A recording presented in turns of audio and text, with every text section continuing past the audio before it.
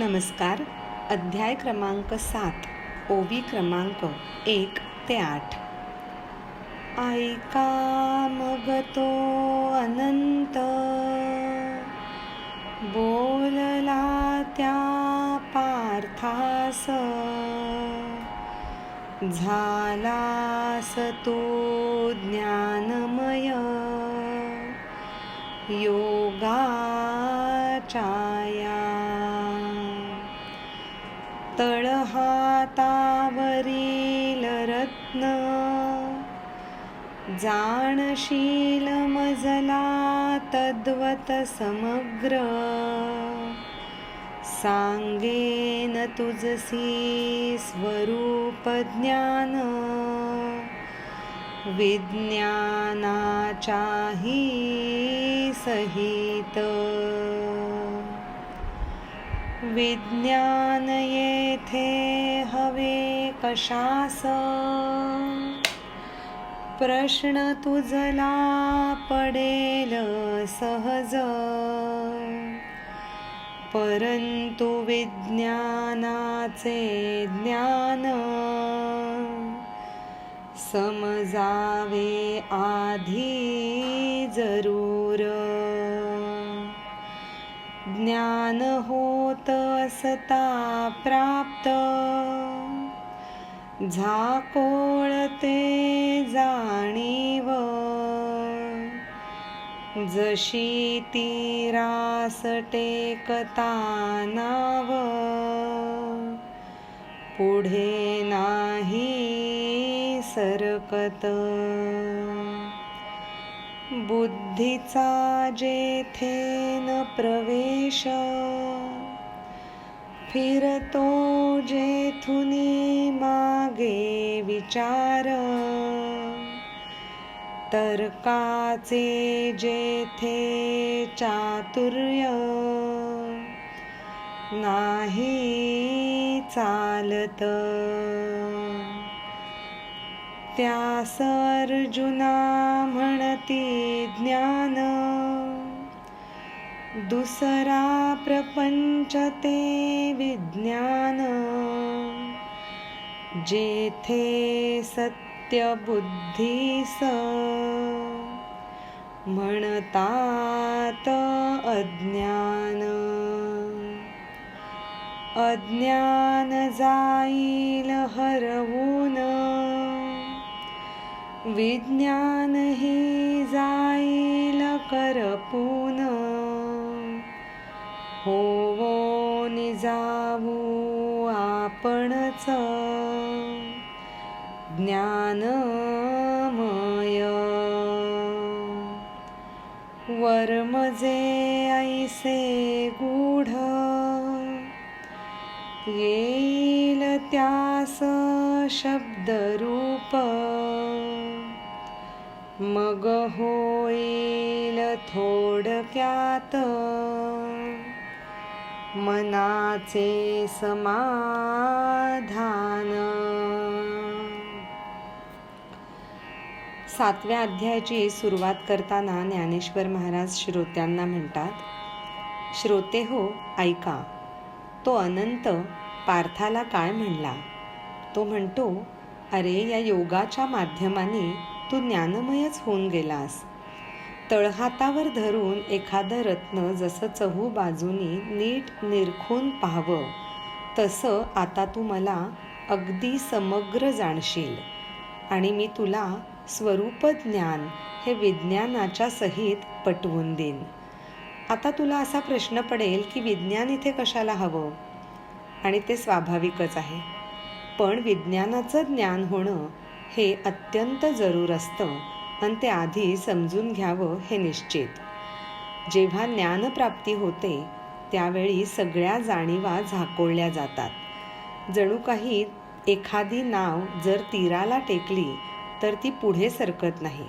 त्याचप्रमाणे ज्ञान प्राप्त झाल्यानंतर जाणीवा झाकोळून जातात. जिथे बुद्धीचाही प्रवेश होत नाही आणि विचारही जिथून मागे फिरतो, जिथे तर्काचं किंवा अनुमानाचं चातुर्यही बिलकुल चालत नाही, त्यालाच अर्जुना ज्ञान म्हणतात. आणि दुसरा जो प्रपंच, ते विज्ञानावर चालतं. आणि खरं खरं सांगायचं झालं तर त्याला आपण अज्ञानच म्हणावं. आता हे अज्ञानही हरवून जाईल आणि विज्ञानही करपून जाईल आणि आपण अत्यंत ज्ञानमय होऊन जाऊ. असं गूढ वर्म ज्याला शब्दरूप देऊन मी तुझं मनाचं समाधान होईपर्यंत थोडक्यात तुला वर्णन करीन. अध्याय क्रमांक 7, ओवी क्रमांक 1 ते 8. धन्यवाद. नमस्कार. अध्याय क्रमांक 7, ओवी क्रमांक 9 ते 16. सांगणाऱ्याचे खुंटती बोल, श्रोत्यांचा छंद जाई विरून. लहान मोठा ऐसा भेद, न उरेल तेथ. हजारो मनुष्यांमधून ध्यास याचा एखाद्यास, त्यातही स्वरूप ज्ञानास जाणे कोणी विरळाच. संपूर्ण त्रैलोक्यामधून एक एक सैनिक निवडून, लक्षावधी करावे तयार, जैसे सैन्य. निवडूनी ऐसे सैन्य, लोहशस्त्राचे ते झेलती घाव. परिविजय लक्ष्मीच्या गादीवर, बैसतो एखादाच. स्वरूप ज्ञानाच्या पुरात, कोट्यावधी करती प्रवेश. परंतु पैलती रास, एखादाच पोहोचे त्यातून. सांगण्यास हा ज्ञान विषय, नसे तो मुळी सामान्य. महत्वाची ही असे गोष्ट, विज्ञान सांगतो ते ऐक. अर्जुना ऐक हे महातत्व, माया ही सारी माझीच. शरीराची जैसी पडे नित्य, सावली तशीच. प्रकृती म्हणावे हीस, प्रकार असती तिचे 8. जिच्यामुळे होती उत्पन्न, तिन्ही लोक. भगवान श्रीकृष्ण अर्जुनाला म्हणतात, स्वरूप ज्ञानाचं गूढ वर्म मी शब्दबद्ध करून तुला सांगेन आणि सांगणाऱ्याचेही बोल कदाचित खुंटतील आणि श्रोत्यांचा छंदही विरून जाईल आणि ह्याचं ज्ञान होत असता असता लहान मोठा असा कुठलाच भेद तिथे उरणार नाही. अरे हजारो मनुष्यांमधून एखाद्यालाच याचा ध्यास असतो. त्यातही स्वरूप ज्ञान ज्याला समजतं असा कोणी अगदी विरळाच असतो. संपूर्ण त्रैलोक्यामधून एक एक करून एक एक सैनिक निवडावा आणि एक लक्षावधी असं सैन्य तयार करावं आणि अशा सैन्यामध्ये जे लोह आणि शस्त्रांचे घाव झेलतील इतके शक्तिशाली असे योद्धे त्यामध्ये असावेत. पण तरीसुद्धा विजयलक्ष्मीच्या गादीवर एखादाच बसतो. तसंच स्वरूपज्ञानाच्या पुरामध्ये कोट्यावधी जरी प्रवेश करत असले तरी पैलतीरापर्यंत त्यातून एखादाच जाऊ शकतो. अरे, ज्ञान हा विषय सांगायला अगदी साधा किंवा सामान्य मुळीच नाही. पण त्याही आधी महत्त्वाची गोष्ट म्हणजे विज्ञान. ते मी सांगतो ते ऐक. अर्जुना, अरे, हे एक महातत्व आहे आणि ही माया सगळी माझीच आहे. आणि शरीराची नित्य सावली जशी पडते ना, तशीच ही माझी माया आहे. तिला आपण प्रकृती म्हणावं. आणि त्या प्रकृतीचे 8 प्रकार असतात, ज्याच्यामुळेच तिन्ही लोक उत्पन्न होतात. अध्याय क्रमांक 7, ओवी क्रमांक 9 ते 16. धन्यवाद. नमस्कार. अध्याय क्रमांक 7, ओवी क्रमांक 17 ते 24. कोणते हे प्रकार 8 मनात येईल हा विचार, त्याचेच आता विवेचन सांगतो तुझ. जल अग्नी अन आकाश, पृथ्वी वारा आणि मन,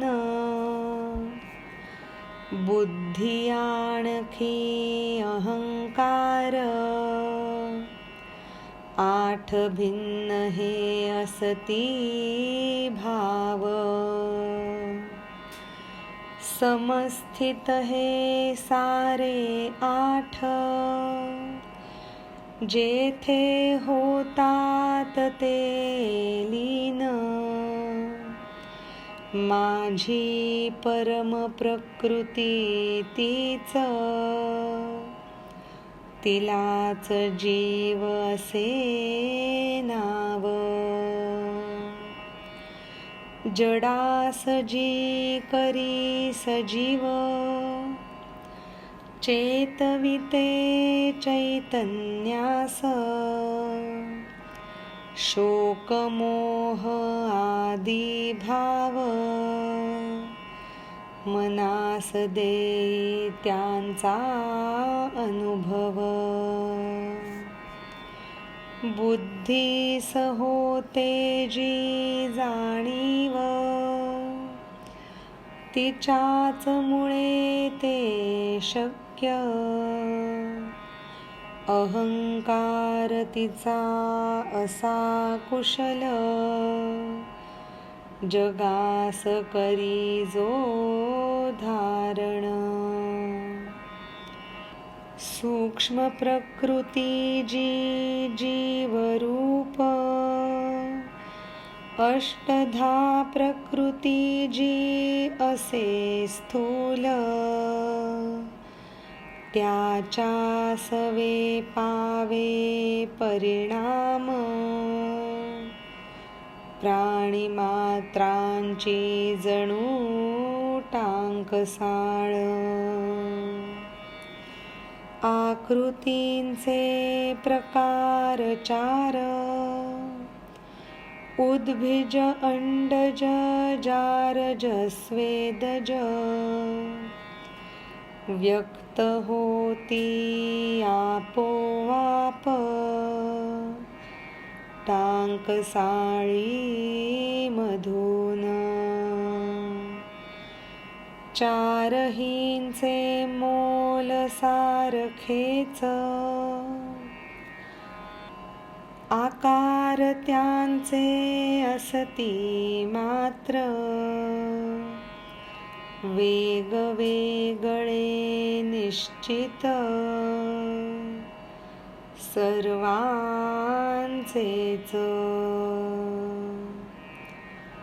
असे 84 लाख, योनींचे त्या आकार. इतरही आणखी प्रकार, नाण्यांचे त्या. प्रकृतीविषयी सांगताना भगवान श्रीकृष्ण सांगतात, अरे प्रकृती ही 8 प्रकारची असते. आणि असं म्हटल्यानंतर मनात नक्कीच विचार येईल की हे 8 प्रकार कुठले. त्याचंच विवेचन आता अर्जुना मी तुला सांगतो. जल, अग्नी, आकाश, पृथ्वी आणि वारा म्हणजेच पंचमहाभूत आणि त्याच्याबरोबर मन, बुद्धी आणि अहंकार असे हे 8 भिन्न भाव त्या प्रकृतीमध्ये समाविष्ट असतात. हे सगळे 8 समस्थितीमध्ये जिथे लीन होतात तीच परमश्रेष्ठ प्रकृती, जिला जीव असं नाव आहे.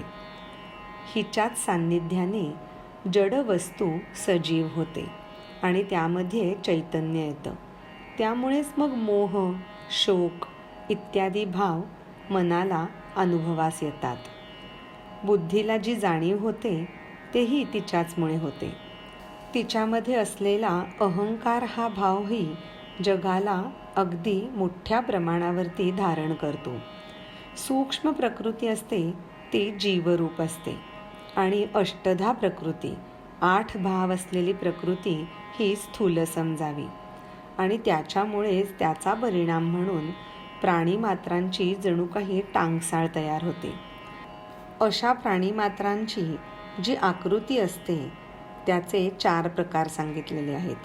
उद्भिज म्हणजे जमिनीतून वर येणारे, ज्याला आपण वनस्पती, वृक्ष असं म्हणू शकतो.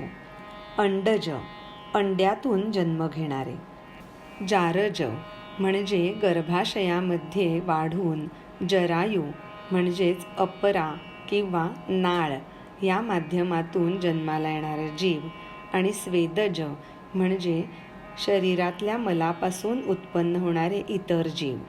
असे जीव ह्या टांगसाळीमधून आपोआप व्यक्त व्हायला लागतात. ह्या 4ही जीवांचं मोल सारखंच असतं, जरी त्यांचे आकार मात्र निश्चितच वेगवेगळे असतात. असे 84 लक्ष योनींमधून हे आकार विभागले जातात आणि इतरही अनेक प्रकार त्या नाण्यांचे असतात. अध्याय क्रमांक 7, ओवी क्रमांक 17 ते 24. धन्यवाद. नमस्कार. अध्याय क्रमांक 7, ओवी क्रमांक 25 ते 31. टांकसाळीच्या त्या भांडारात नाणी जी तयार होतात, गणती नाही त्यास गाभारा मायेचा भरून जाय. नाणी अशी पांचभौतिक योग्यता ज्यांची समान, तयार होती प्रकृतीत तीच ठेवे त्यांच्या मरणाची नोंद. प्राणीरूपती नाणी रेखीव त्यांचे प्रसारण आकुंचन. कर्म अकर्माचा व्यवहार प्रकृती जाते घडवीत. राहू दे हे असे रूपक, कळेल असे सांगतो स्पष्ट. नामरूपाचा विस्तार करते प्रकृतीच. प्रकृती हा तर माझा भाग, दुमत नाही कुठले यात. आदि मध्य अंत म्हणूनच जगाचा आहे मीच. मृगजळाचे जे जळ पाहत असता त्याचे मूळ. नसती ते केवळ किरण प्रत्यक्ष असे तो सूर्य. अर्जुना हे तसेच सृष्टी आली जी प्रकृतीतून तिचा होतसे जेव्हा नाश उरतो तेव्हा फक्त मीच. जरी दिसेना माझे स्थान जग हे बांधतो मीच. मण्यांची जशी असते माळ ओवलेली दोऱ्यामधून.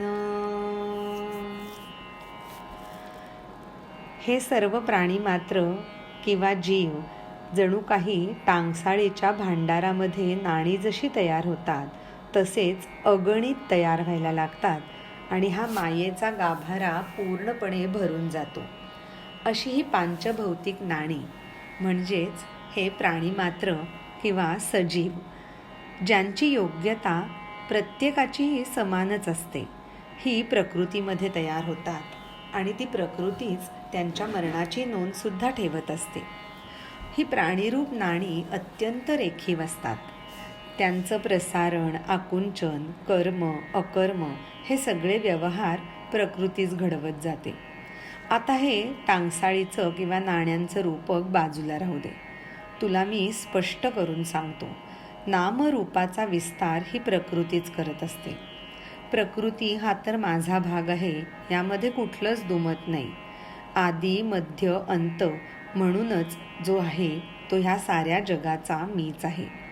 अरे, मृगजळाचं जे पाणी असतं त्याच्या मुळाशी जाऊन पाहिलं तर तिथे केवळ किरण नसतात, पण त्याच्या मुळाशी प्रत्यक्ष सूर्य असतो.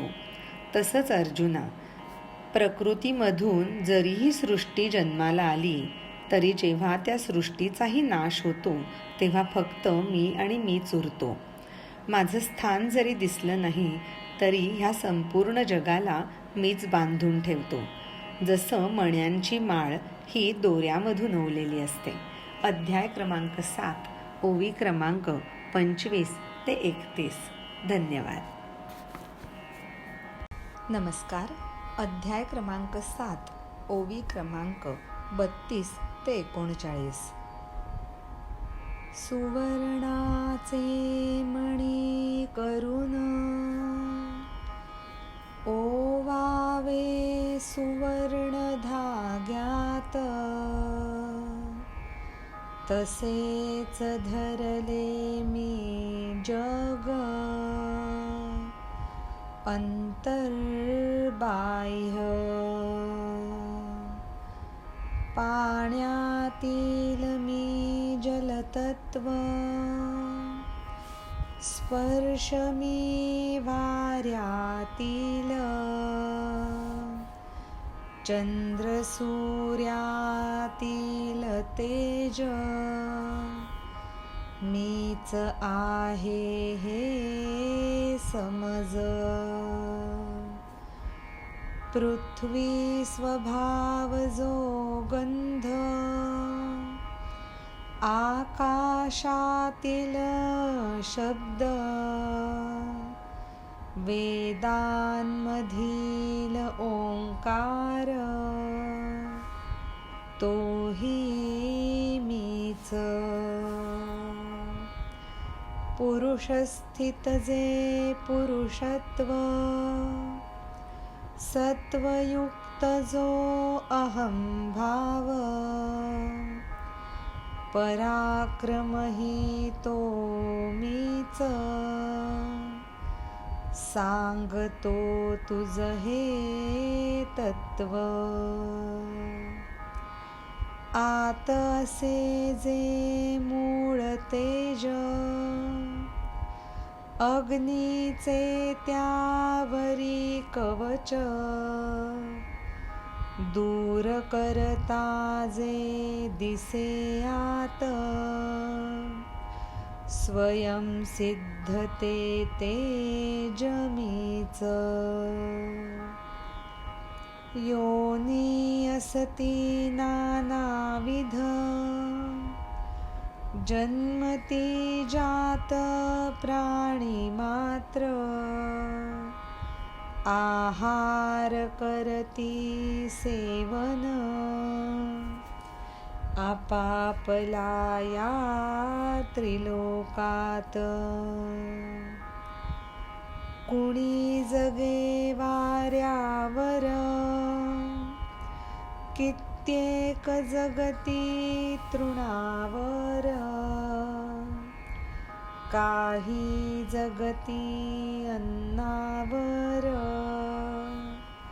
कोणाचे जल हे जीवन. ज्याच्या त्याच्या प्रकृतीस, योग्य असे जो आहार, विविध त्या आहारात, एक रूप असतो मीच. यानंतर भगवान श्रीकृष्ण अर्जुनाला म्हणतात, अरे सोन्याचे मणी करून सोन्याच्याच धाग्यात ओवावं, तसंच हे जग संपूर्णपणे अंतर्बाह्य मी धरून ठेवलेलं आहे. पाण्यामध्ये असलेला रस किंवा ओलावा किंवा जलतत्व तो मीच. वाऱ्यामध्ये असलेला स्पर्श गुणही मीच. चंद्र आणि सूर्य यामध्ये असलेलं मूळ तेजही मीच आहे असं तू समज. पृथ्वीचा जो मूळ स्वभाव, जो गंध म्हणून ओळखला जातो, तोही मीच आहे.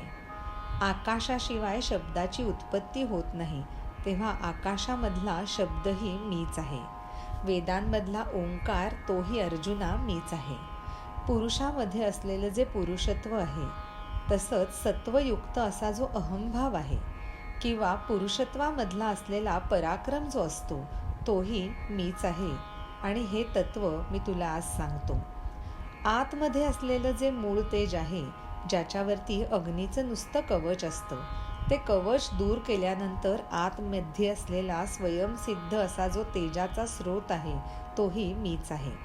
नानाविध योनी असतात, त्यामध्ये अनेक प्राणी मात्र जन्म घेतात आणि विविध प्रकारचा आहार या त्रिलोकामध्ये सेवन करत असतात. जो तो आपापला आहार हा आपापल्या स्वभावधर्मानुसार किंवा योनीनुसार सेवन करत असतो. अरे कोणी वाऱ्यावर जगतात, तर कितीतरी जण केवळ गवतावरती जगतात. काही प्राणी असे असतात की जे अन्नावर जगतात, तर कुणी प्राण्यांसाठी जल हेच जीवन असतं. ज्याच्या त्याच्या प्रकृतीला योग्य असा जो आहार लोक सेवन करत असतात, त्या विविध आहारात मीच एकरूप होऊन राहिलेला असतो. अध्याय क्रमांक 7, ओवी क्रमांक 32 ते 39. धन्यवाद. नमस्कार.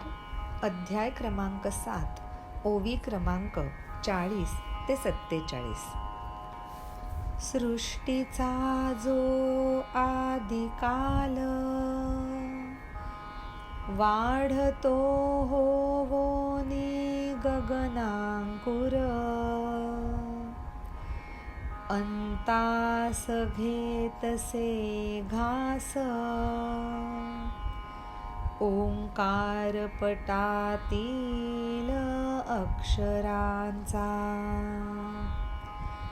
जोवरी हा विश्वाकार,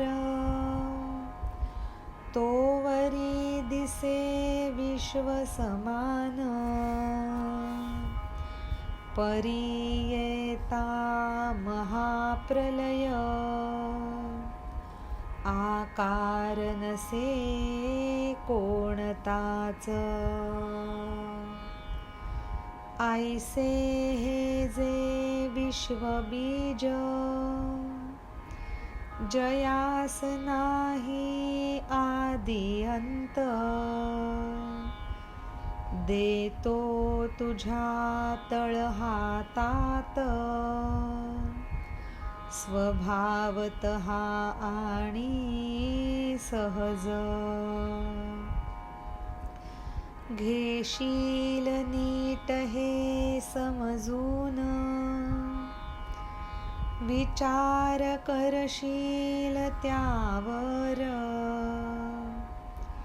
उपयोग त्याचा सुंदर येईल तुझसी दिसून विषय सोडून हा आलाप आवरू आता थोडक्यात तपस्वींच्या ठाई तप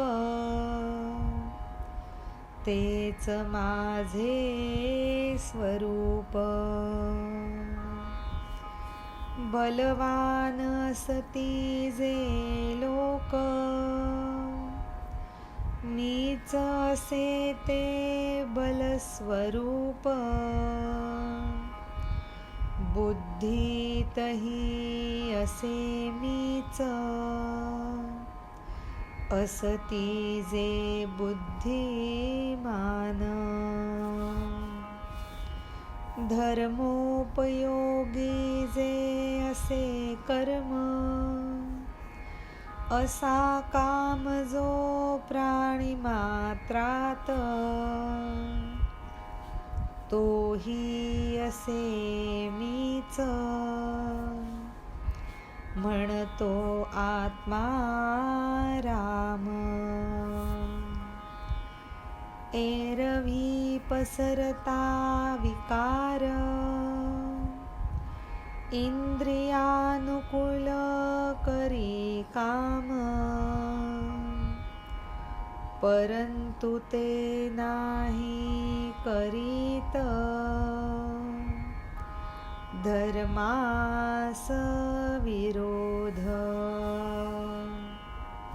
सृष्टीचा जो हा विस्तार आहे तो इतका वाढतो की जणू काही गगनांचा अंकुर वाढत वाढत वाढत जाऊन ओंकारपटातील सर्व अक्षरांचा घासच घेऊन टाकेल. जोवर हा विश्वाचा आकार आहे तोपर्यंत तो विश्व समान दिसतो, पण एकदा का महाप्रलय आला की कुठलाच आकार उरत नाही. तर असं हे विश्वबीज ज्याला कुठलाच आदी नाही किंवा अंत म्हणजे शेवटही नाही, तो मी तुझ्या तळहातात देतोय आणि तेही निरखून बघण्यासाठी अगदी सहजपणाने. तू हे नीट समजून घेशील आणि त्यावर विचार करशील तेव्हा त्याचा काय सुंदर उपयोग आहे ते तुला दिसून येईल. तेव्हा हा विषयाचा आलाप सोडून आता थोडक्यात आवर्त घेतो. अरे अर्जुना, तपस्वींच्या ठिकाणी जे तप आहे ते माझंच स्वरूप आहे. जे लोक बलवान असतात त्यांच्यामधली शक्ती, ताकद किंवा जे बलस्वरूप आहे त्यातही मीच सामावलेला आहे. बुद्धिमान लोकांच्या बुद्धीतही मीच राहिलेला असतो. धर्मोपयोगी असं जे काही कर्म आहे आणि असा जो प्राणीमात्रांमध्ये असलेला काम किंवा इच्छा तो म्हणजे मीच, असं आत्माराम म्हणजेच श्रीकृष्ण सांगतात. एरवी कुठलाही विकार जरी पसरला तरी इंद्रियांना अनुकूल असा तो काम असतो, परंतु तो धर्माला कधीही विरोध करत नाही. अध्याय क्रमांक 7, ओवी क्रमांक 40 ते 47. धन्यवाद.